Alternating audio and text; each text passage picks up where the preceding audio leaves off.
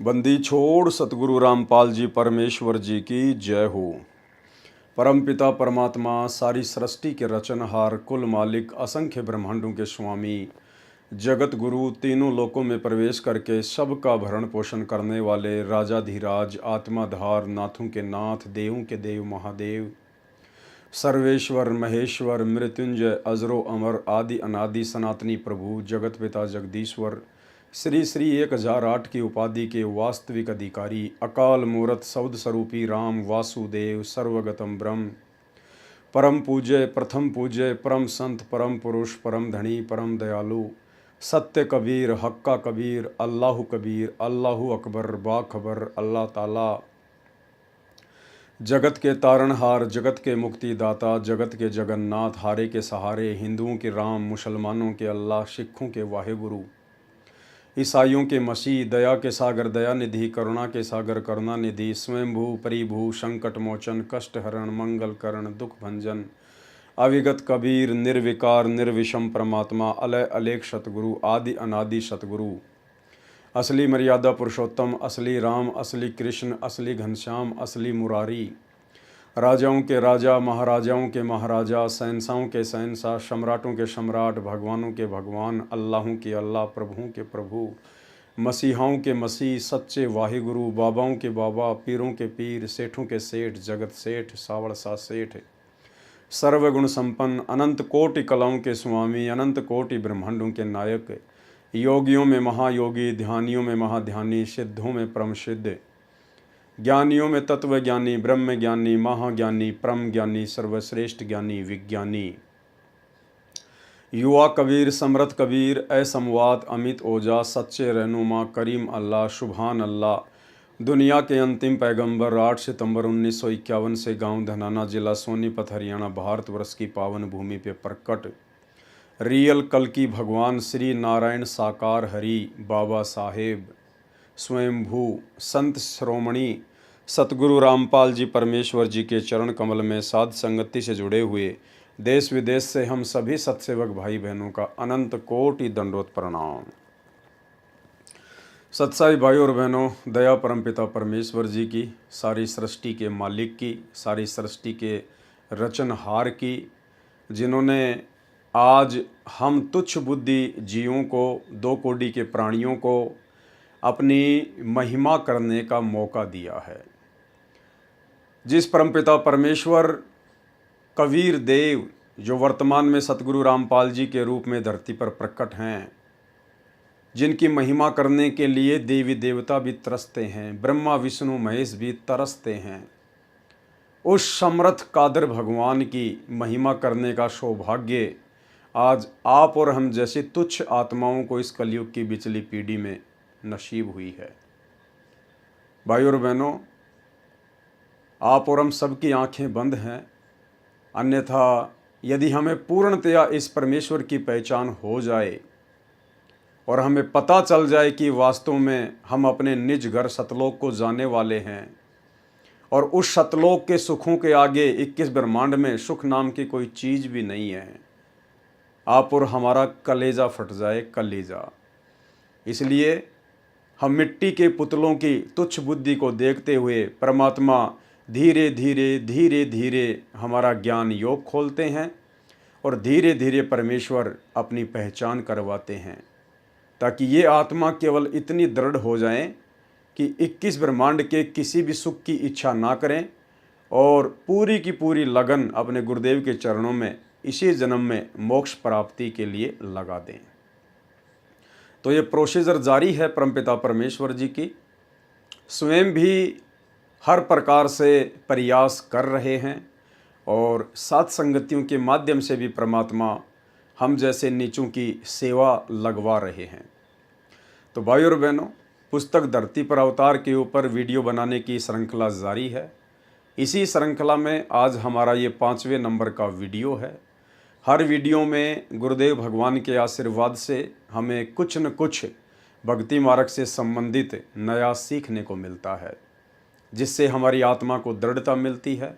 गुरुदेव भगवान की भक्ति के प्रति, उनके चरणों के प्रति हमारी आस्था दृढ़ होती है और इसी प्रकार से एक दिन हम अपने परमेश्वर जी के प्रति अपने गुरुदेव भगवान के प्रति पूर्णतया समर्पित हो जाएंगे।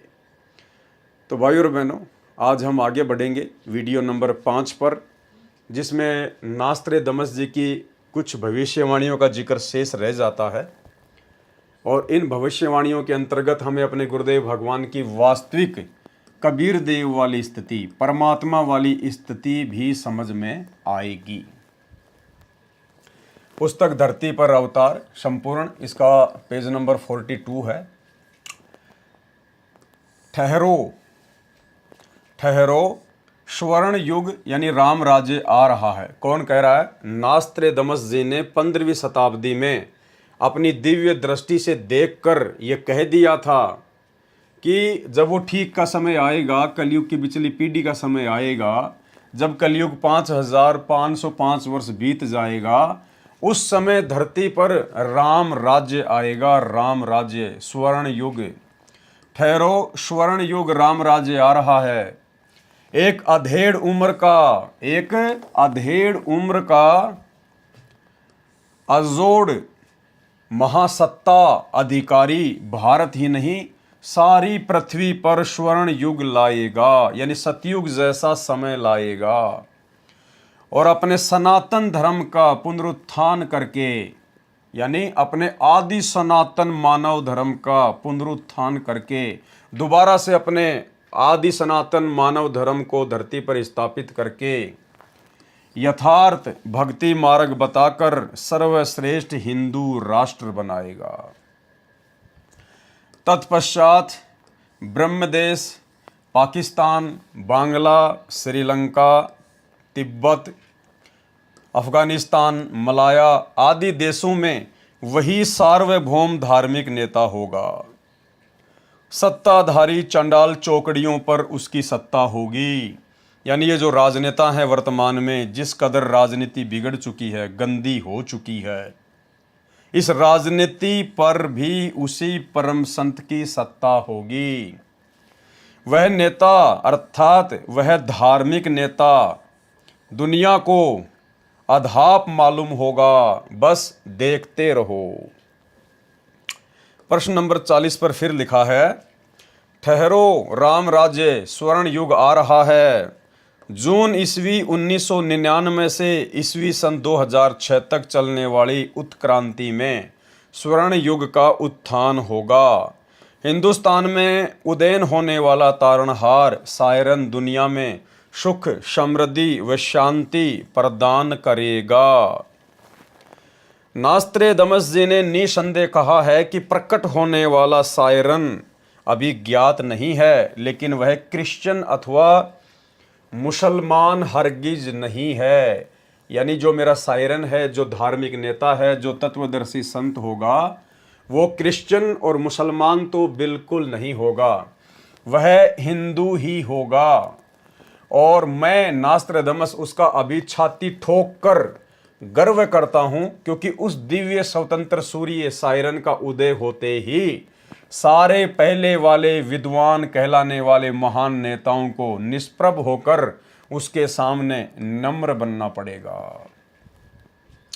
भाइयों और बहनों, सतगुरु रामपाल जी परमेश्वर जी ने साध संगतियों के माध्यम से इस तुच्छ 2 कौड़ी के प्राणी पवन दास को निमित्त बनाकर परमेश्वर ने जो सत्प्रेरणा की हैं, और दास समय समय पर वीडियो के माध्यम से वो बातें आप सभी के सामने रखता आया है। आज उसी कड़ी में एक और बात का समर्थन गुरुदेव भगवान ने यहाँ पर कर दिया है। और दास ने उस समय कहा था कि जब युग परिवर्तन 2028 का समय आएगा, जिस समय देश दुनिया की परिस्थितियां भयंकर तरीके से बिगड़ेंगी, उस समय भारत देश का जो भी नेता होगा, जो प्रधानमंत्री होगा या राष्ट्रपति होगा, परिस्थितियां उसके कंट्रोल से बाहर हो जाएंगी। भारत देश में अधिकतर राज्यों में आपातकाल घोषित हो जाएगा, आर्मी शासन लागू हो जाएगा, राष्ट्रपति शासन लागू हो जाएगा, और त्राहिमाम पूरे विश्व सहित भारत में भी जबरदस्त तरीके से मचेगी। और उस समय देश दुनिया को बचाने के लिए भारत की सत्ता पर जो भी व्यक्ति प्रधानमंत्री या राष्ट्रपति होगा, उस व्यक्ति को अपना अहंकार त्याग कर, मान बड़ाई त्याग कर, पद पोस्ट का अभिमान त्याग कर, मजबूरन देश बचाने के लिए भले वो कुछ करे या ना करे, लेकिन अपनी जान बचाने के लिए वो सीधा हरियाणा की हिसार जेल में सतगुरु रामपाल जी परमेश्वर जी के पैर पकड़कर, नाक रगड़कर, माफी मांगकर, उनको शय सम्मान कंधों पर बैठाकर, यानी विशेष सम्मान के साथ में इस परमपिता परमेश्वर जी को, नास्त्रेदमस के ग्रेट सायरन को, इस कल्कि भगवान को देश दुनिया बचाने के लिए शय सम्मान बाहर लेकर आएगा। और नास्त्रेदमस जी इसी बात का समर्थन कर रहे हैं। क्या कह रहे हैं? पहले वाले विद्वान कहलाने वाले महान नेताओं को, पहले वाले कौन? युग परिवर्तन से पहले जिन बड़े बड़े राजनीतिक नेताओं की देश दुनिया में चर्चा होगी, जैसे वर्तमान में भारत देश के पीएम की विशेषकर भारत देश में बड़ी चर्चा है, उनको चाहने वाले उन्हीं को कल्कि भगवान समझ रहे हैं, विष्णु का अवतार समझ रहे हैं। नरेंद्र मोदी जी ही भारत को विश्व गुरु बनाएंगे, धर्म गुरु बनाएंगे, पता नहीं क्या क्या मनमुखी सोच लोग सोचते रहते हैं। तो वे लोग हैं पहले वाले विद्वान, जो वर्तमान में विद्वान पाक रहे हैं। पहले वाले विद्वान कहलाने वाले महान नेताओं को निष्प्रभ होकर, निष्प्रभ यानी शक्तिहीन होकर, उनके सामने, किसके सामने? सतगुरु रामपाल जी परमेश्वर जी के सामने, ग्रेट सायरन के सामने नम्र बनना पड़ेगा, झुकना पड़ेगा, घुटने टेकने पड़ेंगे, नतमस्तक होना पड़ेगा। वह हिंदुस्तानी महान तत्वद्रष्टा संत सभी को अभूतपूर्व राज्य प्रदान करेगा। यानी युग परिवर्तन के बाद में सतगुरु रामपाल जी परमेश्वर जी का ही साम्राज्य पूरी दुनिया पर होगा और अपने भक्तों को वे अभूतपूर्व राज्य प्रदान करेंगे। शासन व्यवस्था की बागडोर अपने भक्तों के हाथों में देंगे, ना कि वर्तमान के राजनेताओं के हाथों में देंगे, क्योंकि इनको तो सबने देख लिया। अगर इन राजनेताओं के पास कोई बुद्धि होती, कोई दिमाग होता, कोई समाधान होता, इनमें कोई पावर होती, तो परिस्थितियां ये लोग बिगड़ने ही ना देते। लेकिन उस समय परिस्थितियां इस कदर बिगड़ जाएंगी, ये लोग भी हाथ खड़े करके अपनी जान बचाने के लिए दौड़े दौड़े फिरेंगे। सभी को अभूतपूर्व राज्य प्रदान करेगा। वह समान कायदा यानी समान नियम, सभी के लिए समान रूप से मर्यादा, समान नियम बनाएगा। स्त्री पुरुष में, अमीर गरीब में, जाति और धर्म में कोई भेदभाव नहीं रखेगा, क्योंकि हम सब इसी परमपिता परमेश्वर जी के बच्चे हैं। हम सतलोक से भटकी हुई आत्माएं हैं। ये हमारे पिता हैं, सर्व आत्माओं के जनक हैं। और पिता कभी भी अपनी संतानों में किसी भी प्रकार का भेदभाव नहीं करता है, किसी पर अन्याय नहीं होने देगा। उस तत्वदर्शी संत का सर्व जनता विशेष सम्मान करेगी। माता पिता तो आदरणीय होते ही हैं, परंतु आध्यात्मिकता व पवित्रता के आधार पर उस सायरन तत्वदर्शी संत का माता पिता से भी अलग सरदा स्थान होगा। बिल्कुल डेफिनेटली होगा। वर्तमान में जो इस तत्वदर्शी संत को जान चुके हैं, पहचान चुके हैं, जो इनकी शरण में आकर मर्यादित भक्ति कर रहे हैं, उनकी स्थिति तो वर्तमान में हो चुकी है। नास्त्रेदमस स्वयं ज्यू वंश का था तथा फ्रांस देश का नागरिक था। उसने क्रिश्चियन धर्म स्वीकार कर रखा था। फिर भी नास्त्रेदमस ने निसंदेह कहा है कि प्रकट होने वाला सायरन केवल हिंदू ही होगा। हालांकि सतगुरु रामपाल जी परमेश्वर जी की कोई जाति नहीं है, कोई धर्म नहीं है, और ना इन्होंने कोई धर्म और जातियां बनाई हैं। लेकिन वर्तमान में परमात्मा जिस प्रकार से हिंदू धर्म में प्रकट होने की लीला कर रहे हैं, उस आधार से लिखा जा रहा है। पृष्ठ 41 पर सभी को समान कायदा, नियम, अनुशासन पालन करवाकर सत्य पथ पर लाएगा। मैं नास्त्रेदमस एक बात निर्विवाद सिद्ध करता हूं, वह सायरन अर्थात धार्मिक नेता नया ज्ञान आविष्कार करेगा। यानी सतगुरु रामपाल जी परमेश्वर जी का जो तत्व ज्ञान है, जो ज्ञान उन्होंने सृष्टि रचना के माध्यम से सन 1994 से लेकर वर्तमान समय तक दिया है, दे रहे हैं, ये ज्ञान ना तो हिंदुओं के चारों वेदों में है, ना ये ज्ञान गीता जी में है, ना 18 पुराणों में है, और ना ये ज्ञान मुसलमानों के कुरान शरीफ में है, ना ईसाइयों की बाइबल में है। यानी जो ज्ञान वर्तमान में सतगुरु रामपाल जी भगवान दे रहे हैं, तत्व ज्ञान, विशेष ज्ञान, ये ज्ञान इन सभी धार्मिक सदग्रंथों से ऊपर का ज्ञान है। यानी थोड़ा बहुत अंश मात्र जानकारी सभी धर्मों के, सभी धर्मशास्त्रों में है, लेकिन कंप्लीट समाधान किसी भी धर्म के धर्मशास्त्र में मुक्ति का नहीं है, मोक्ष का नहीं है। इसलिए नास्त्रेदमस जी कह रहे हैं कि वो संत जो ज्ञान देगा वो सर्वश्रेष्ठ ज्ञान होगा, वो नए ज्ञान का आविष्कार करेगा जो दुनिया के किसी भी धर्म ग्रंथ में नहीं होगा। उससे ऊपर का ज्ञान, मुक्ति का ज्ञान, मोक्ष का ज्ञान केवल उस संत के पास ही होगा। और गीता जी अध्याय 4 श्लोक नंबर 34 में जो 21 ब्रह्मांड का स्वामी है, भगवान है, राजा है, वो खुद हाथ खड़े कर रहा है कि भाई अर्जुन, अगर तुझे पूर्ण ज्ञान की प्राप्ति करनी है, कि देख भाई मेरे पास में पूर्ण मुक्ति का मार्ग नहीं है, मैं तो ब्रह्मलोक में रहता हूं, अगर तूने ब्रह्मलोक में चलना है तो मेरे ओम नाम की कमाई कर ले, जो मैंने गीता अध्याय 8 श्लोक नंबर 13 में बोल दिया है। उसके बाद तेरे को ब्रह्मलोक से भी नीचे आने पड़ेगा, जो मैंने अध्याय 8 के श्लोक नंबर 16 में बोल दिया है कि ब्रह्मलोक पर्यंत सभी आत्मा पुनरावृत्ति में है, यानी जन्म मरण तेरा नहीं मिटेगा। अगर तुझे पूर्ण और शाश्वत सुख प्राप्त करना है, अविनाशी लोक की प्राप्ति करनी है, यदि तुझे कभी दोबारा जन्म मरण में वापस नहीं आना है, तो किसी तत्वदर्शी संत की खोज कर, उसको भली भांति दंडोत प्रणाम कर, उसको प्रसन्न करने से वो तत्वदर्शी महात्मा तुझे तत्व ज्ञान का उपदेश करेंगे। तो भाई वेद, गीता, कुरान, पुराण, बाइबल की तो बातें छोड़ दीजिए, इन सब का जो जनक है काल ब्रह्म, उसने भी हाथ खड़े कर दिए कि मेरे पास भी वो पूर्ण ज्ञान नहीं है, वो ज्ञान तो उस तत्वदर्शी संत के पास मिलेगा। तो वो तत्वदर्शी संत वर्तमान में धरती पर सतगुरु रामपाल जी परमेश्वर जी हैं। तो नास्त्रदमस जी कह रहे हैं कि वो नया ज्ञान आविष्कार करेगा, नया ज्ञान। दूसरी बात भाई और बहनों, 650 साल पहले कबीर परमेश्वर आए कलयुग के प्रथम चरण में, काशी के बनारस में, और उन्होंने कहा कि सोहम शब्द हम जग में लाए और सार शब्द हमने गुप्त छुपाए। यानी सोहम शब्द दुनिया के किसी भी शास्त्र में नहीं है, उन शास्त्रों में जो विशेषकर धर्म विशेष की पहचान है।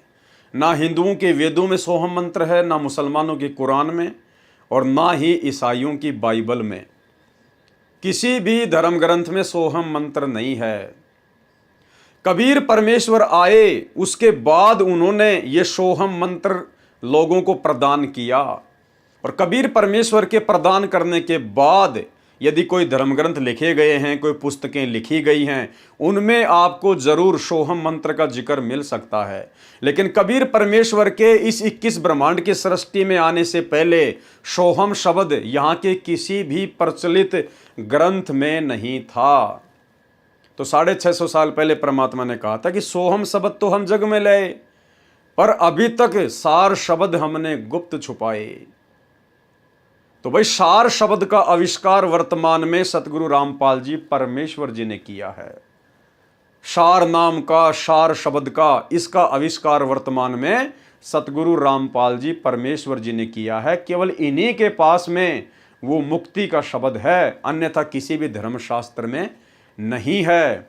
तो यहाँ नास्त्रदमस जी कह रहे हैं कि वह सायरन अर्थात धार्मिक नेता, तत्वदर्शी संत नया ज्ञान आविष्कार करेगा। वह सत्य मार्गदर्शन करवाने वाला तारणहार एशिया खंड में जिस देश के नाम महासागर हिंद महासागर है, उसी नाम वाले हिंदुस्तान देश में जन्म लेगा। वह ना क्रिश्चियन, ना मुसलमान, ना जू होगा, वह निसंदेह हिंदू होगा। अन्य भूतपूर्व धार्मिक नेताओं से बेहतर बुद्धिमान होगा और अंजिके होगा, यानी उसको कोई पराजित करने वाला नहीं होगा। नास्त्रदमस भविष्यवाणी के शतक 6 श्लोक 70 में महत्वपूर्ण संकेत संदेश कह रहा है, उससे सभी प्रेम करेंगे, उसका बोलबाला होगा, उसका भय भी होगा, क्योंकि परमेश्वर के पास में अनंत सिद्धियां हैं। आने वाले समय में आत्माओं को इनसे भय होगा। भय कैसे होगा? इनके ज्ञान से होगा कि अगर गुरुदेव भगवान नाराज हो गए, अगर हमारे परमेश्वर हमारी किसी भी नादानी से, नासमझी से या किसी भी कुकृत्य से यदि नाराज हो गए, तो आत्माओं को फिर इस बात का भी ज्ञान होगा कि अब तुम्हें 84 लाख योनियों में धक्के खाने से कोई नहीं बचा सकता। इसलिए डर कर भक्ति करेंगे, बुरे कर्मों से किनारा करेंगे। इसलिए इनके ज्ञान से लोगों में भय होगा, उसका भय भी रहेगा, कोई भी अपकृत्य करना नहीं सोचेगा। उसका नाम व कीर्ति त्रिखंड में गूंजेगी। उस तत्वदर्शी संत की कीर्ति, उसका यश, उसका बोलबाला, उसकी महिमा त्रिखंड में गूंजेगी। अब भाई और बहनों विचार करो, त्रिखंड क्या है? परमेश्वर ने 3 लोक बताए, 21 ब्रह्मांड, ये एक लोक है पूरा मिला के। अक्षर पुरुष के 7 शंख ब्रह्मांड, ये दूसरा लोक है। और शतलोक से लेके अनामी लोक, ये तीसरा लोक है। इन तीनों लोकों में सतगुरु रामपाल जी परमेश्वर जी की ही महिमा गूंजेगी, इन्हीं का बोलबाला होगा। तो भाई और बहनों अब एक बात बताइए, यदि इनके अलावा कोई और कबीर है, जैसे आम संगत, सतलोक आश्रमों से जुड़ी हुई नादान संगत, एक दाढ़ी मूछ वाली कबीर जी की समझे जाने वाली नकली फोटो को भगवान मानती है, कबीर जी मानती है। यदि सतगुरु रामपाल जी के अलावा यदि कोई और कबीर है, तो फिर उसकी महिमा का क्या होगा? फिर उसके लिए तो तीनों लोकों में जगह ही नहीं बची। भाई बोलबाला तो भगवान का होता है ना, महिमा तो भगवान की होती है। और नास्त्रदमस जी कह रहे हैं कि त्रिखंड में, तीनों लोकों में उसी की महिमा होगी। उसी की महिमा किसकी? ग्रेट सायरन की, तत्वदर्शी संत की, सतगुरु रामपाल जी भगवान की। तो भाई इनके अलावा और कोई भी भगवान नहीं है, कोई भी कबीर नहीं है। और यदि इनके अलावा कोई दाढ़ी मूछ वाला कबीर कहीं बैठा है, तो फिर इनकी महिमा नहीं हो सकती, क्योंकि फिर भगवान से बड़ा कौन होता है? तो नास्त्रदमस की भविष्यवाणी को भी झूठ नहीं कह सकते। इसलिए वो कबीर जिसकी त्रिखंड में महिमा गूंजेगी, वे स्वयं सतगुरु रामपाल जी परमेश्वर जी के रूप में धरती पर प्रकट हैं। उसका नाम व कीर्ति त्रिखंड में गूंजेगी, अर्थात आसमानों के पार उसकी महिमा का बोलबाला होगा। अब तक अज्ञान निंद्रा में गाढ़े सोए हुए समाज को तत्व ज्ञान की रोशनी से जगाएगा। सर्व मानव समाज हड़बड़ाकर जागेगा, यानी सबकी आंखें खुलेंगी। ज्ञान से बहुत ही कम लोगों की आंखें खुलती हैं। ज्ञान से तो अभी तक सतगुरु रामपाल जी परमेश्वर जी की खुद की 90% संगत की ही आंखें बंद पड़ी हैं। जब वो भय वाला वातावरण पूरी दुनिया में आएगा, युग परिवर्तन के समय में हर तरफ मौतों का तांडव होगा, उस समय लोगों की आंख खुलेंगी, हड़बड़ा कर जागेंगे कि हम जिन पत्थरों के भगवानों के ऊपर आश्रित होके बैठे थे, आज वो भगवान ढूंढने से भी दिखाई नहीं दे रहे। हम जिन मंदिरों में जा जाके भगवानों के आगे घंटियां बजा रहे थे, मस्जिदों में मज़ारों पर जाके चादरें चढ़ा रहे थे, गुरुद्वारों में पाठ कर रहे थे, चर्चों में जाके यूं किया करते थे, आज वो कोई भी भगवान ढूंढने से भी दिखाई नहीं दे रहा। अब कैसे जान बचेगी? हमने तो समय बर्बाद कर दिया, अपनी भक्ति बर्बाद कर दी। हमने तो पत्थरों को, मुर्दों को भगवान मान के अपना जीवन बर्बाद कर लिया। और उस समय अपनी जीवन रक्षा के लिए, अपने परिवार की रक्षा के लिए मजबूरन लोगों को सतगुरु रामपाल जी परमेश्वर जी की शरण में आना पड़ेगा। सर्व मानव समाज हड़बड़ा कर जागेगा, उसके तत्व ज्ञान के आधार से भक्ति साधना करेगा, सर्व समाज से सत्य साधना वो करवाएगा, जिस कारण सर्व साधकों को अपने आदि अनादि स्थान सत्य लोक में अपने पूर्वजों के पास ले जाकर वहाँ स्थायी स्थान प्राप्त करवाएगा, अर्थात वारिस बनाएगा। इस क्रूर भूमि काल लोक से मुक्त करवाएगा, ये शब्द बोल उठेगा। नंबर 4, यह हिंसक क्रूर चंद्र महाकाल कौन है, कहाँ है, ये बात सायरन तत्वदर्शी संत ही बताएगा। यानी आज इस पृथ्वी पर आकर और यथार्थ रूप में ब्रह्मा विष्णु महेश के माता पिता कौन हैं, दुर्गा का पति कौन है, ये ब्रह्म कौन है, गीता का ज्ञान किसने बोला, काल कौन है, शैतान उसी को कहते हैं, वो सबके सामने प्रकट क्यों नहीं होता है, गुप्त क्यों रहता है, वो कहाँ से आया हुआ है, क्या उसने गलती की थी, ये सारी बातें कौन बताएगा, वो तत्वदर्शी संत ही बताएगा। यह हिंसक क्रूर चंद्र महाकाल कौन है, कहाँ है, ये बात सायरन अर्थात तत्वदर्शी संत ही बताएगा। उस क्रूर चंद्र से वह सायरन ही मुक्त करवाएगा। सायरन अर्थात तत्वदर्शी संत के कारगिर्द में इस भूतल की पवित्र भूमि हिंदुस्तान में स्वर्ण युग का अवतरण होगा, फिर वह पूरे विश्व में फैलेगा। यानी सबसे पहले भारत देश में परमेश्वर जी का ज्ञान फैलेगा, सबसे ज़्यादा अनुयायी इनके भारत देश में बनेंगे, उसके बाद फिर पूरे विश्व में इनका ज्ञान फैलेगा। उस विश्व नेता और उसके सद्गुणों की उसके बाद भी महिमा गाई जाएगी। यानी गुरुदेव भगवान के सतलोक गमन के बाद भी हजारों वर्षों तक धरती पर इनकी महिमा गाई जाएगी। जैसे आज विष्णु अवतार श्री रामचंद्र जी की लाखों वर्षों बाद भी महिमा गाई जाती है, उनके नाम के मंदिर बनाए जाते हैं, पूजा पाठ की जाती है, राम नवमी मनाई जाती है, जबकि वे तो काल के पुत्र विष्णु के अवतार थे, छोटी सी शक्ति, एक आत्मा, एक जीव। और ये परमेश्वर, ये ग्रेट सायरन, ये तत्वदर्शी संत, ये स्वयं ब्रह्मा विष्णु महेश के दादाजी हैं, काल और दुर्गा के पिताजी हैं। तो सोचिए इनकी महिमा तो कितनी लंबी चलेगी और किस कदर दुनिया इनकी महिमा गाया करेगी। और उसके सद्गुणों की उसके बाद भी महिमा गाई जाएगी।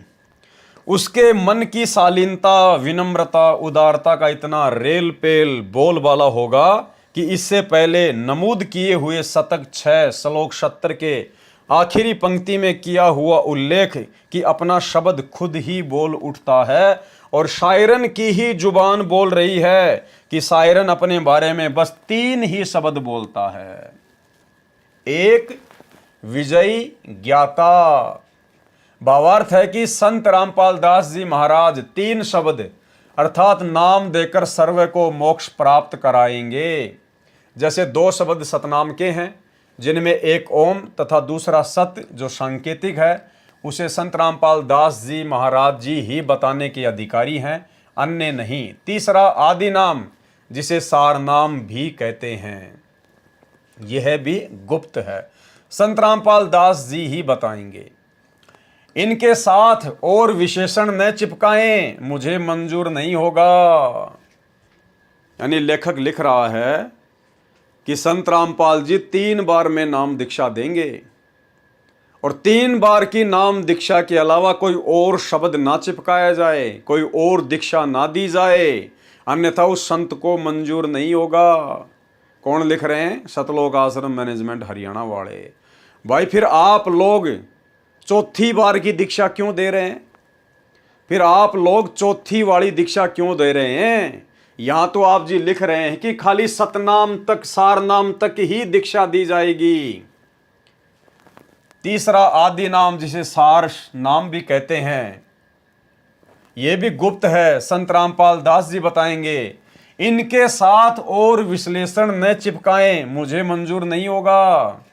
तो आप लोग सतलोक आश्रम वाले इन सतलोक आश्रमों में भगत समाज को 3 के अलावा वो चौथा नाम सार शब्द क्यों दे रहे हैं भाई 1-1 लाख रुपए में?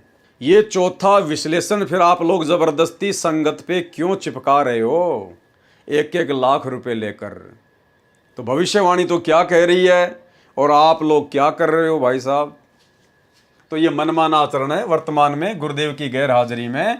इन सतलोक आश्रमों में जो चौथा नाम दिया जा रहा है सार शब्द, ये जबरदस्ती का विश्लेषण चिपकाया जा रहा है नास्त्रदामस की भविष्यवाणी के अनुसार। क्योंकि चौथे नाम की जो दीक्षा होती है उसमें कोई मंत्र वगैरह नहीं दिया जाता है, उसमें कोई शब्द वगैरह नहीं दिया जाता है। सार शब्द तो सतगुरु आपको अनुभव करवाएगा।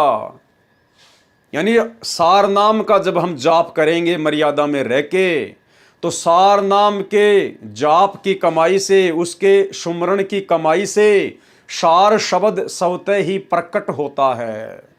सार शब्द कोई देने की चीज नहीं है, सार शब्द कोई देने का कोई मंत्र नहीं है।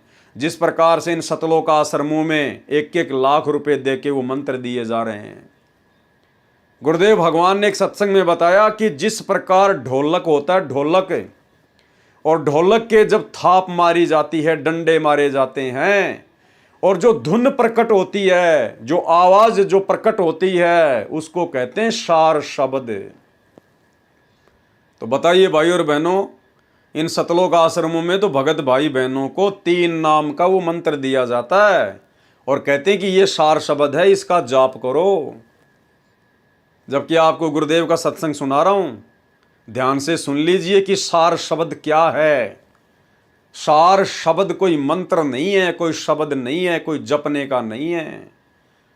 सार शब्द तो सार नाम की कमाई से प्रकट होगा, सतगुरु करवाएगा। यानी अपनी खुद की पहचान करवाएगा कि धरती पर कबीर कौन है। जब तक गुरु को कबीर नहीं मानेगा तेरा मोक्ष नहीं होगा।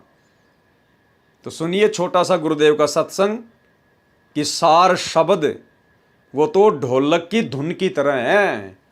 अब धुन कोई शब्द नहीं होती है, धुन कोई मंत्र नहीं होता है। तो बताइए फिर इन आश्रमों में सार शब्द के नाम पे वो 3 मंत्र भक्तों को देके क्यों मूर्ख बनाया जा रहा है। सुनिए। का डंडा मारांगे जो आवाज होगी वह असली आवाज है, और ढोल का खोसड़े मारांगे तो वह आवाज नहीं देगी। यानी उस नाम का सांस से उससे का जाप करेंगे तो वो वस्तु मिलेगी, यानी वो नाम वही होगा। तो यहाँ कहते हैं वहां सोहम की झनकार है, सोहम नाम से जो वस्तु उत्पन्न, जो धुन उत्पन्न होती है। अब धुन क्या है? धुन वो है जो उसमें धुन होती है, जैसे एक ढोल एक डंडा, उनसे जो चीज बनी वह उनकी असली आवाज। ना तो ढोल तान दाव है और ना डंडे आवन दावेगा, दोस्त तान बनेगी धुन। तो वो सतनाम के जापते, सार नाम के जापते जो वस्तु प्राप्त होगी बनेगी, उसको सार शब्द कहते हैं, उसको धुनात्मक शब्द कहते हैं। सतनाम के जापते, सार नाम के जापते जो वस्तु प्राप्त होगी बनेगी, उसको सार शब्द कहते हैं, उसको धुनात्मक शब्द कहते हैं। सतनाम के जापते, सार नाम के जापते जो वस्तु प्राप्त होगी बनेगी, उसको सार शब्द कहते हैं, उसको धुनात्मक शब्द कहते हैं। इसके साथ और विशेषण न चिपकाएं, मुझे मंजूर नहीं होगा। यह पृष्ठ 42 वाला 4 उल्लेख वाणी शतक 6 श्लोक 71 है। हिंदू सायरन अपने ज्ञान से दैप्तीयमान उतुंग ऊंचा स्वरूप का विधान तत्व ज्ञान फिर से बिना शर्त उजागर करेगा और मानवीय संस्कृति निर्धोक संवारेगा, इसमें संदेह नहीं है। अभी किसी को मालूम नहीं, लेकिन अपने समय पर जैसे नरसिंह अचानक प्रकट हुआ था, ऐसे ही वह विश्व महान नेता ग्रेट सायरन अपने तर्क शुद्ध अचूक आध्यात्मिक ज्ञान और भक्ति तेज से विख्यात होगा। यानी 2028 के आसपास जो युग परिवर्तन का समय होगा, उस समय ये दुनिया जिस कल्कि भगवान को आजकल यूट्यूब पर जोर शोर से ढूंढ रही है, जिस कल्कि भगवान को लेकर दुनिया भविष्य मालिका में भविष्यवाणियां खोज रही है, वो कल्कि भगवान सतगुरु रामपाल जी परमात्मा हैं। और ये उस समय अचानक से पूरी दुनिया के सामने प्रकट होंगे, अर्थात पूरी दुनिया में सतगुरु रामपाल जी परमेश्वर जी रियल कल्कि भगवान का ही बोलबाला होगा। मैं नास्त्रदामस अचंभित हूँ, मैं ना उसके देश जहाँ से अवतरित होगा अर्थात सतलोक देश को तथा ना उसको जानता हूँ। मैं उसे सामने देख भी रहा हूँ, क्योंकि वो अपनी दिव्य दृष्टि से सतगुरु रामपाल जी परमेश्वर जी के वर्तमान इस स्वरूप को देख रहा था। तो वो कह रहा है कि ना तो मैं उसके उस देश से आया हूँ जहाँ से वो धरती पर आके अवतरित होगा, वो प्रकट होगा, और ना मैं उसको जानता हूँ, क्योंकि वो 15वीं सदी में भविष्यवाणी कर रहा था। लेकिन वो अपनी आध्यात्मिक शक्ति से, परमेश्वर की रजा से, सतगुरु रामपाल जी परमेश्वर जी के वर्तमान स्वरूप को देख रहा था। मैं ना उसके देश जहाँ से अवतरित होगा अर्थात सतलोक देश को, तथा ना उसको जानता हूँ, मैं उसे सामने देख भी रहा हूँ। उसकी महिमा का शब्द बद में कोई मिसाल नहीं कर सकता। बस उसे ग्रेट सायरन, महान धार्मिक नेता कहता हूँ। अपने धर्म बंधुओं की शब्दकालीन समस्या से, दयनीय अवस्था से बेचैन होता हुआ, स्वतंत्र ज्ञान सूर्य का उदय करता हुआ, अपने भक्ति तेज से जग का तारणहार, 5वें शतक 20वीं सदी के अंतिम वर्ष में ईस्वी सन 1999 अधेड़ उम्र का विश्व का महान नेता जैसे तेजस्वी सिंह मानव ग्रेट सायरन उद्विग्न अवस्था से चौखट लांघता हुआ मेरे नास्त्रदमस के मन का भेद ले रहा है। क्या लिखा है नास्त्रदमस जी ने? उद्विग्न अवस्था से चौखट लांघता हुआ, यानी 2000 के बाद में सतगुरु रामपाल जी परमेश्वर जी ने सर्व धर्मशास्त्रों को खोल खोल कर दिखाना शुरू कर दिया था। उन्होंने सभी धर्मशास्त्रों से प्रमाण भगत समाज को दिखाने शुरू कर दिए थे। उसके विषय में यहाँ पर कहा जा रहा है कि वो उद्विग्न अवस्था से चौखट लांघता हुआ, यानी घर घर जाकर, गांव गांव जाकर, नगर नगर जाकर वो अपने तत्व ज्ञान का प्रचार करेगा। और मैं उसका स्वागत करता हुआ आश्चर्यचकित हो रहा हूँ, उदास भी हो रहा हूँ, क्योंकि उसका दुनिया को ज्ञान न होने से मेरा सायरन तत्वदर्शी संत उपेक्षा का पात्र बन रहा है। मेरी नास्त्रदमस की चित्त भेदक भविष्यवाणी की और उस वैश्विक सिंह मानव की उपेक्षा ना करें। उसके प्रकट होने पर तथा उसके तेजस्वी तत्व ज्ञान रूपी सूर्य उदय होने से आदर्शवादी श्रेष्ठ व्यक्तियों का पुनरुत्थान तथा स्वर्ण युग का प्रभात शतक 6 में आज ईस्वी सन 1555 से 450 वर्ष बाद अर्थात 2006 में, उसके पश्चात अर्थात 2006 में शुरुआत होगी। इस कृतार्थ शुरुआत का मैं नास्त्रदमस दृष्टा हो रहा हूँ, यानी मैं चश्मदीद गवाह हूँ। मैं अपनी आध्यात्मिक दृष्टि से वो समय देख रहा हूँ। नास्त्रदमस शतक 1 श्लोक 50 में फिर प्रमाणित कर रहा है कि 3 ओर से सागर से घिरे द्वीप हिंदुस्तान देश में उस महान संत का जन्म होगा। उस समय तत्व ज्ञान के अभाव से अज्ञान अंधेरा होगा, नैतिकता का पतन होकर हाहाकार मचा होगा। वह सायरन धार्मिक नेता गुरुवर अर्थात गुरु जी को वर अर्थात श्रेष्ठ मानकर अपनी साधना करेगा। ऐसा क्यों करेगा वो धार्मिक नेता? गुरु को श्रेष्ठ मानकर भक्ति क्यों करेगा, क्यों करवाएगा? क्योंकि गुरु को ही परमात्मा मानने से आत्मा का उद्धार होगा।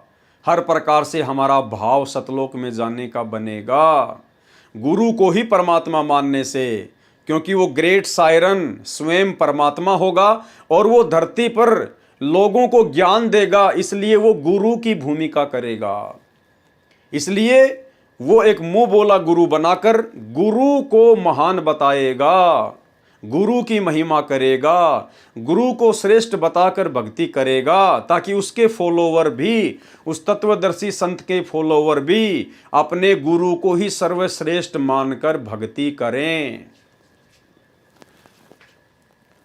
गुरु जी को वर अर्थात श्रेष्ठ मानकर अपनी साधना करेगा तथा करवाएगा। वह धार्मिक नेता तत्वदर्शी संत अपने धर्म बल अर्थात भक्ति की शक्ति से तथा तत्व ज्ञान द्वारा सर्व राष्ट्रों को नतमस्तक करेगा। एशिया में उसे रोकना अर्थात उसके प्रचार में बाधा करना पागलपन होगा। नोट: नास्त्रदमस की भविष्यवाणी फ्रांस देश की भाषा में लिखी गई थी। बाद में एक पॉल ब्रंटन नामक अंग्रेज ने इस नास्त्रदमस की भविष्यवाणी सेंचुरी ग्रंथ को फ्रांस में कुछ वर्ष रहकर समझा, फिर इंग्लिश भाषा में लिखा। उसने गुरुवार शब्द को बृहस्पति गुरुवार अर्थात थर्सडे जानकर लिख दिया। कि वह अपनी पूजा का आधार बृहस्पतिवार को बनाएगा। वास्तव में गुरुवर शब्द है गुरुवर, जिसका अर्थ है सर्व गुरुओं में जो एक तत्व ज्ञाता श्रेष्ठ है। गुरुवर का मतलब होता है सर्व गुरुओं में सर्वश्रेष्ठ। गुरु यानी गुरु और वर यानी श्रेष्ठ, जो गुरुओं का गुरु होगा, सतगुरु होगा, सच्चा गुरु होगा। तथा गुरु को मुख्य मानकर साधना करना होता है। क्या कह रहे हैं नास्त्रदामस जी, क्या कह रहे हैं? ध्यान दो भाई और बहनों। तथा गुरु को मुख्य मानकर साधना करना होता है, गुरु को मुख्य मानकर। इसलिए तो परमात्मा ने सात संगतियों के माध्यम से अपने गुरुदेव भगवान को ही सर्वश्रेष्ठ मानकर साधना शुरू करवाई है। वेद में बृहस्पति का भावार्थ सर्वोच्च स्वामी अर्थात परमेश्वर, दूसरा अर्थ बृहस्पति का जगत गुरु भी होता है। जगत गुरु तथा परमेश्वर भी बृहस्पति का ही बोधक है। वह अधेड़ उम्र में तत्व ज्ञान का ज्ञाता तथा ज्ञेय होकर त्रिखंड में कीर्तिमान होगा। मुझ नास्त्रदामस को उसका नया उपाय साधना मंत्र ऐसा जालिम मालूम हो रहा है जैसे सर्प को वश करने वाला गारुड़ मंत्र से महाविशैले सर्प को वश कर लेता है। वह नया उपाय, नया कायदा बनाने वाला तत्ववेता दुनिया के सामने उजागर होगा। उसी को मैं नास्त्रदामस अचंभित होकर ग्रेट सायरन बता रहा हूँ। उसके ज्ञान के दिव्य तेज के प्रभाव से उस दीपकल्प भारतवर्ष में आक्रामक तूफान खलबली मचेगी, यानी दुनिया जागेगी। नकली पाखंडी धर्म गुरुओं के अंदर खलबली मचेगी, अर्थात अज्ञानी संतों द्वारा विद्रोह किया जाएगा। उसको शांत करने का उपाय भी उसी को मालूम होगा।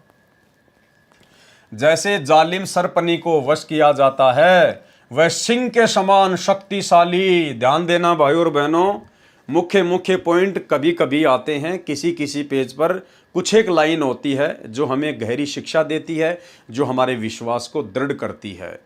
तो क्या कहा जा रहा है यहाँ पर नास्त्रदामस जी के द्वारा? वह सिंह के समान शक्तिशाली होगा, अर्थात उसके आध्यात्मिक सामर्थ्य और समर्थता का कोई वारन पार नहीं होगा।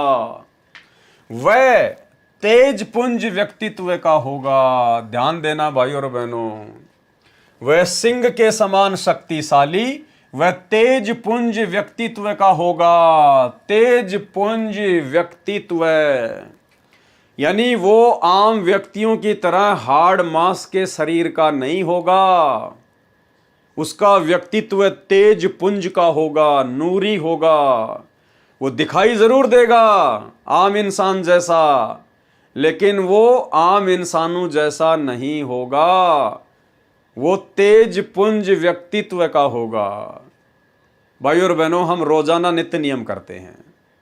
नित्य नियम की वाणियां हम किसके लिए कर रहे हैं? किसको प्रसन्न करने के लिए कर रहे हैं? किस महापुरुष को आधार बना के कर रहे हैं? क्योंकि नित्य नियम में 90% सतगुरु की महिमा है। हम लोग नित्य नियम में क्या बोलते हैं? गरीब ऐसा सतगुरु हम मिला तेज पुंज के अंग, झिलमिल नूर जहूर है नर रूप श्वेत रंग। ये वाणी हम किसके लिए बोलते हैं? अपने गुरुदेव सतगुरु रामपाल जी भगवान के लिए। क्योंकि हमारे सतगुरु कौन है? सतगुरु रामपाल जी भगवान। हम नित्य नियम हम किसको प्रसन्न करने के लिए करते हैं? किसकी महिमा के लिए करते हैं? अपने गुरुदेव सतगुरु रामपाल जी भगवान के लिए। गरीबदास जी ने तो केवल वाणियां लिखी हैं। अगर कोई मंद बुद्धि भगत ये सोचे कि ये नित्य नियम की वाणियां तो गरीबदास जी अपने गुरुदेव के लिए कर रहे हैं, जो उनको जिंदा महात्मा के रूप में कबीर जी मिले थे। भाई और बहनों, यदि आप गरीबदास जी के सतगुरु को आधार बनाकर अगर नित्य नियम करते हैं तो आपकी भक्ति कभी सफल नहीं हो सकती। क्योंकि आप तो अपने गुरु को छोड़कर और गरीबदास जी के गुरु की महिमा कर रहे हैं रोज। आप तो वेश्या भक्ति कर रहे हैं, फिर आप तो व्यभिचारणी भक्ति कर रहे हैं। आपके गुरु कौन है? सतगुरु रामपाल जी। आप महिमा किसकी करोगे नित्य नियम में? अपने गुरु जी की। तो वो जो वाणी है वो सतगुरु रामपाल जी परमेश्वर जी को समर्पित की जाती है। कि गरीब ऐसा सतगुरु हम मिला, यानी जैसे गरीबदास जी महिमा कर रहे हैं अपने सतगुरु की, ऐसे ही हमने करनी है। यानी गरीबदास जी के द्वारा लिखी गई उस वाणी के माध्यम से वर्तमान में हम बिचली पीढ़ी वाले भगत अपने गुरुदेव सतगुरु रामपाल जी भगवान की महिमा कर रहे हैं कि जो गुण गरीबदास जी अपने गुरु में बता रहे हैं वही गुण वर्तमान में हमारे गुरुदेव में हैं। क्यों? क्योंकि हमें भी वही सतगुरु प्राप्त है जो सतगुरु सतलोक से जिंदा महात्मा के रूप में गरीबदास जी को आकर मिले थे। क्योंकि गरीबदास जी ने बाद में स्पष्ट भी कर दिया असुर निकंदन रमैणी में कि सतगुरु दिल्ली मंडल आईसी और श्रुति धरणी सुम जगाईसी। आदरणीय गरीबदास जी कह रहे हैं कि मुझे जो सतगुरु मिले थे वो आगे चलकर दिल्ली मंडल में आएंगे। 8 सितंबर 1951 को गांव धनाना, जिला सोनीपत, हरियाणा में। तो गरीबदास जी को जो सतगुरु प्राप्त था वही सतगुरु तो आज आप और हमें प्राप्त हैं सतगुरु रामपाल जी के रूप में। तो नित्य नियम के माध्यम से हम गरीबदास जी के सतगुरु की नहीं बल्कि अपने पूज्य सतगुरुदेव भगवान की महिमा करते हैं। हम उनके व्यक्तित्व के विषय में बखान कर रहे हैं कि हमारे गुरु जी के अंग कैसे हैं, हमारे गुरुदेव का शरीर कैसा है। गरीब ऐसा सतगुरु हम मिला, तेज पुंज के अंग, जिनकी बॉडी के पार्ट तेज पुंज के हैं, हार्ड मांस के नहीं हैं। गरीब ऐसा सतगुरु हम मिला, तेज पुंज के अंग। और जस्ट उसके आगे दूसरी वाणी, गरीब ऐसा सतगुरु हम मिला, तेज पुंज की लोय। लोय यानी शरीर, बॉडी। कि आज हमें बिचली पीढ़ी में सतगुरु रामपाल जी के रूप में वह समर्थ सतगुरु मिला है जिनका तेज पुंज का शरीर है, तेज पुंज की लोय। और तन मन अर्पूं शीस को होनी होए सु होए, कि चाहे जो कुछ हो जाए। अब सतगुरु समझ में आने के बाद मैंने तो अपना सर्वस्व अपने गुरुदेव भगवान के चरणों में अपने आत्म कल्याण हेतु सौंप दिया। अब चाहे जो बने सो बने। हम रोजाना अपने गुरुदेव की इस प्रकार से महिमा करते हैं। और यही बात यहां पर नास्त्र दमस जी लिख रहे हैं कि वह सिंह के समान बलशाली, शक्तिशाली, वह तेज पुंज व्यक्तित्व का होगा। अर्थात सतगुरु रामपाल जी भगवान स्वयं कबीर परमात्मा हैं, कबीर साहिब हैं। और कबीर साहिब कभी भी मां से जन्म नहीं लेते। कबीर साहिब का नूरी शरीर है, तेज पुंज का शरीर है। वो अपने तेज पुंज के शरीर को जब सतलोक से धरती पर प्रकट होते हैं तो हल्का कर लेते हैं, हल्का। परमेश्वर अपनी वाणी में कहते हैं कि हाड़ चाम लहू ना मेरे, कोई जाने सतनाम उपासी। और तारण तरण अभय पददाता, मैं हूं कबीर अविनाशी। और हम तो अपने गुरुदेव को सतगुरु कहते हैं भाई। तो सतगुरु की परिभाषा क्या कहती है? ना सतगुरु जननी जने, और जाके मां ना बाप, पिंड ब्रह्मंड से रहित हैं, यानी हाड़मास का शरीर नहीं है, ना वहां तीनों ताप। तो सतगुरु रामपाल जी परमेश्वर जी को गांव धनाना, जिला सोनीपत, हरियाणा में इंद्रोमाई की कोख से जन्म लेकर आया हुआ कोई आम व्यक्ति मानने की भूल ना करें। रह जाओगे यहीं किस ब्रह्मांड में धक्के खाने के लिए। ये परमेश्वर है, इस काल के लोक से अपनी आत्माओं को छुड़ाने के लिए स्वयं आता है। किसी और की औकात नहीं जो काल कसाई से आत्मा छुड़ा के सतलोक ले जाए। तो भाई और बहनों, स्पष्ट कर दिया यहां पर नास्त्र दमस जी ने। और गुरुदेव भगवान ने हमारे विश्वास को दृढ़ करने के लिए इस पुस्तक में लिख दिया, वह सिंह के समान बलशाली, वह तेज पुंज व्यक्तित्व का होगा। यह मैं नास्त्र दमस स्पष्ट शब्दों में बता रहा हूं। नास्त्र दमस जी कह रहे हैं, मैं साफ साफ कह रहा हूं स्पष्ट शब्दों में। इसमें कोई मिलावट मत समझ लेना, नहीं तो धोखा खा जाओगे। मैं नास्त्र दमस स्पष्ट शब्दों में कह रहा हूं कि वह कुंडलिनी शक्ति धारण किए हुए है। आगे स्पष्ट शब्द यह है कि जिस समय वह सायरन जिस महासागर में दीप कल्प है उसी देश के नाम पर महासागर का भी नाम है, हिंद महासागर। विशेषता ये होगी कि उस देश की भुजंग सर्पणी शक्ति, कुंडलिनी शक्ति का पूर्ण परिचित ट्रू मास्टर होगा। वह सायरन महान धार्मिक नेता, उदार मत वाला, कृपालु, दयालु, दैप्तियमान, सनातन साम्राज्य अधिकारी, आदि पुरुष, सत्य पुरुष का अनुयायी होगा। अब नास्त्रदमस जी को इतना ज्ञान नहीं था बेचारे को कि वह स्वयं सत्य पुरुष होगा या सत्य पुरुष का अनुयायी होगा। उसकी सत्ता सार्वभौम होगी, यानी उसका साम्राज्य पूरी पृथ्वी पर होगा। उसकी महिमा, उपाय, गुरु श्रद्धा, गुरु भक्ति अर्थात गुरु बिना कोई साधना सफल नहीं होती, इस सिद्धांत को दृढ़ करेगा। क्या कहा गया है? गुरु श्रद्धा यानी गुरु में पूर्ण श्रद्धा हुए बिना, और गुरु भक्ति अर्थात गुरु बिना कोई साधना सफल नहीं होती, इस सिद्धांत को दृढ़ करेगा। और सात संगतियों के माध्यम से परमात्मा इसी सिद्धांत को दृढ़ करवाने के लिए उस कागज की समझे जाने वाली दाढ़ी मूंछ वाली कबीर जी की नकली फोटो को सभी भाई बहनों के घरों से बाहर निकलवा दिया है। अन्यथा जब तक वो फोटो रहेगी तब तक गुरु को ही श्रेष्ठ मानकर संगत कभी भक्ति नहीं कर सकती। और ना ही उस फोटो के रहते सहते कबीर जी की उस नकली फोटो में यदि आपकी आस्था रहेगी तो गुरु जी में आपकी पूर्ण श्रद्धा नहीं हो पाएगी। गुरु जी में पूर्ण श्रद्धा नहीं होगी, और गुरु में ही पूर्ण श्रद्धा हुए बिना हम मोक्ष प्राप्त नहीं कर सकते। गुरु श्रद्धा, गुरु भक्ति अर्थात गुरु बिना कोई साधना सफल नहीं होती, इस सिद्धांत को दृढ़ करेगा। अब भाइयों और बहनों देखो, विचार करने की बात है। परमात्मा कहते हैं शब्द सैन सतगुरु की पहचान है, पावे अटल सुहाग रे। परमेश्वर जी बार बार अपने सत्संगों में कहते हैं, दास आपको सत्संग सुनाएगा भी। गुरुदेव भगवान कहते हैं कि वो परमात्मा अज्ञान अंधेरे को हटाने के लिए, वो परमात्मा अज्ञान अंधेरे को हटाने के लिए तत्वदर्शी संत के रूप में प्रकट होकर, तत्वदर्शी संत के रूप में प्रकट होकर और अपनी नेक आत्माओं को आकर मिलता है। ये उसका विधान है, विधान।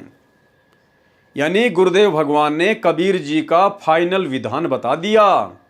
विधान का मतलब होता है फिर उसमें इधर उधर की बातें नहीं होती, मीन मेख नहीं होती। पहले आप ये छोटा सा सत्संग सुन लीजिए, 30 सेकंड का सुनिए। पुण्यात्माओं, अज्ञान को हटाने के लिए परमात्मा स्वयं आते हैं और वो एक तत्वदर्शी संत की भूमिका करते हैं, यानी तत्व ज्ञान प्रचार करते हैं। अच्छी आत्मा को मिलते हैं, उनको अपने सामर्थ्य से परिचित कराते हैं। ये विधान है परमात्मा का। तो भाई और बहनों, वीडियो आपने सुना। वीडियो में सिर्फ इसी बात पे जोर दिया गया कि परमात्मा का विधान क्या है। विधान है कि वो परमात्मा सतलोक से तत्वदर्शी संत की भूमिका निभाते हुए खुद ही प्रकट होता है, अज्ञान अंधेरे को अपने तत्व ज्ञान के प्रचार प्रसार से दूर करता है और अपनी नेक आत्माओं को आकर मिलता है। यह विधान है कबीर भगवान का। अब यदि सतलोक आश्रमों से जुड़ी हुई 90% संगत ये माने कि कबीर जी तो सतलोक में बैठे हैं, क्योंकि 90% संगत तो आज भी वो दाढ़ी मूंछ वाली कबीर जी के नकली फोटो को ही कबीर मानती है। इसलिए तो जून के महीने में उसका कबीर प्रकट दिवस मनाती है और अपने गुरु जी का 8 सितंबर को अवतरण दिवस के बहाने जन्मदिन मनाती है। तो भाई बहन जो सतलोक आश्रमों से जुड़े हुए हैं, उनके अनुसार यदि आज कबीर जी स्वयं ना आकर और संत रामपाल जी को भेज दिए हैं, जैसा कि वो जानते हैं, समझते हैं, उनका मानना भी है कि कबीर जी नहीं आए सतलोक से, उन्होंने संत रामपाल जी को अपनी शक्ति देके भेज रखा है। तो भाई इसका मतलब फिर आप 90% भाई बहन जो इन आश्रमों से जुड़े हुए ना, आप नेक आत्मा नहीं हो और ना ही आप लोगों का मोक्ष हो सकता है। क्योंकि अभी आपने जो वीडियो सुना उसमें परमात्मा का विधान बताया गया है कि वो परमात्मा तत्वदर्शी संत की भूमिका में अज्ञान अंधेरे को हटाता है और नेक आत्माओं को आकर मिलता है। किनको? नेक आत्माओं को। तो आप लोगों के अनुसार वो कबीर जी तो आज धरती पे आए नहीं जिनको आप कबीर मानते हो, दाढ़ी मूछ वाले को। और उनका विधान है कि वो अपनी नेक आत्माओं को आके मिलता है। तो आज वो आए नहीं तो आप लोगों को मिले नहीं, और आप लोगों को मिले नहीं इसका मतलब आप लोग नेक आत्मा नहीं हो। और नेक आत्मा नहीं हो तो फिर तुम सतलोक कैसे चले जाओगे? अब बताओ, अगर कोई गलत बात बोली जा रही है तो गुरु जी ने विधान बता दिया कि वो परमात्मा अपने नेक आत्माओं को आके मिलता है, उसका विधान है। तो आप लोगों के अनुसार यदि वो दाढ़ी मूछ वाला ही कबीर है तो भाई वो तो आप लोगों को आज आके मिला ही नहीं, क्योंकि संत रामपाल जी के तो कोई दाढ़ी मूछ वगैरह नहीं है। तो आप तो नेक आत्मा नहीं हो, क्योंकि आपको तो कबीर जी आके मिले नहीं सतलोक से, आपको तो संत रामपाल जी मिले आके, इनको आप कबीर मानते नहीं। तो भाई और बहनों, उस वीडियो में यह भी कहा गया है कि वो तत्वदर्शी संत के रूप में प्रकट होता है और अपनी नेक आत्माओं को आके मिलता है, ये उसका विधान है। तो आज तत्वदर्शी संत की भूमिका कौन कर रहा है? नेक आत्माओं को आके अपना तत्व ज्ञान आज कौन समझा रहा है? अज्ञान अंधेरे को 13वां कबीर पंथ चला के कौन मिटा रहा है? सतगुरु रामपाल जी। तो ये स्वयं ही कबीर भगवान है। गुरु श्रद्धा, गुरु भक्ति अर्थात गुरु बिना कोई साधना सफल नहीं होती। इस सिद्धांत को दृढ़ करेगा तत्व ज्ञान का सत्संग करके प्रथम अज्ञान निंद्रा में सोए अपने धर्म बंधुओं हिंदुओं को जागृत करके अंधविश्वास के आधार पर साधना कर रहे श्रद्धालुओं को शास्त्र विधि रहित साधना का बुर्का फाड़कर गूढ़ गहरे ज्ञान तत्व ज्ञान का प्रकाश करेगा। अपने सनातन धर्म का पालन करवाकर समृद्ध शांति का अधिकारी बनाएगा। तत्पश्चात उसका तत्व ज्ञान संपूर्ण विश्व में फैलेगा। उस महान तत्वदर्शी संत के ज्ञान की कोई भी बराबरी नहीं कर पाएगा। तो भाई और बहनों, बहुत बड़ी दया, बहुत बड़ी मेहर सतगुरु रामपाल जी भगवान की, जो परमेश्वर प्रतिदिन आप और हम भाई बहनों को किसी न किसी बहाने, चाहे किसी सत्संग के बहाने, चाहे किसी पुस्तक के ऊपर वीडियो के बहाने, या किसी साध संगति के बहाने, ज्ञान चर्चा के बहाने, हमें परमेश्वर रोजाना किसी न किसी नई आध्यात्मिक जानकारी से रूबरू करवाते हैं, जिससे हमारी आस्था, हमारी लगन, हमारा समर्पण, हमारा विश्वास, हमारी दृढ़ता, भक्ति और हमारे गुरुदेव भगवान के प्रति बनी रहती है। और यही लगन हमें सतलोक में बैठाएगी, मर्यादा तुड़वाने से बचाएगी। तो भाई और बहनों, आज इस पुस्तक धरती पर अवतार के ऊपर हमारा ये 5 नंबर का पार्ट था। आज के वीडियो में केवल हम इतनी ही चर्चा कर पाएंगे, और इसके बाद कल रात्रि 9 बजे हम इसके पार्ट नंबर 6 पर लाइव आएंगे। तब तक गुरुदेव भगवान हमें आज्ञा दे, इजाज़त दे, आशीर्वाद दे। बंदी छोड़ सतगुरु रामपाल जी भगवान की जय हो।